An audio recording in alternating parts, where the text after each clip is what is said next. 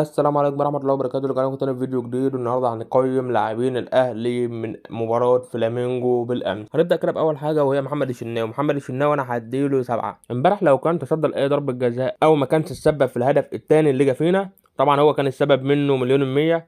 لو ما كانش السبب في الهدف التاني او كان تصدى لاي ضربه جزاء كنا ممكن يبقى فيه تقييم اعلى من كده، لكن ان شاء الله قادم افضل يا شناوي. تعالى بقى كده لخالد عبد الفتاح. خالد عبد الفتاح لو كان حافظ على نفسه امبارح وما كانش اتطرد، طبعا الطرد كان ظلم واضح جدا من مصطفى غربال حكم المباراه. انا شايف من وجهه نظري لو خالد ما كانش اتطرد امبارح كنا ممكن نشوف الاهلي اخد البرونزيه، وكنا ممكن كمان نشوف الاهلي سجل اكتر من هدف. فانا هدي خالد عبد الفتاح 8. خالد عبد الفتاح بصراحه انا شايف اللي هو لعيب مجتهد، لعيب مش بيأثر مع الاهلي باي حاجه، وبيلعب في اي مركز كولر بيطلبه. فانا اتمنى من خالد عبد الفتاح اللي هو ما يفكرش في المباراه دي، خلاص المباراه دي صفحه واتقفلت. ياسر ابراهيم هديله 6.5. محمد عبد المنعم انا شايف اللي هو يستحق 8.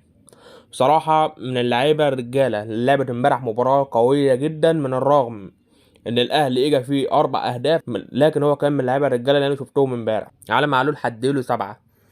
علي معلول لو كان جاب الهدف امبارح من ضربة الجزاء كنا ممكن نديله اكتر من كده تقييم، لكن قدر الله ما شاء فعل. منتظرين منك المزيد ان شاء الله يا معلول. مروان عطية هديله 6.5. مروان عطية برضه لعب مباراة كويسة امبارح، لكن نتمنى ان نشوف اداء اعلى من كده يا مروان، وانا هديك 6.5. حمدي فتحي هديله 8. من اللعيبة الرجالة اللي عملت مباراة وعملت بطولة قوية جدا مع النادي الاهلي.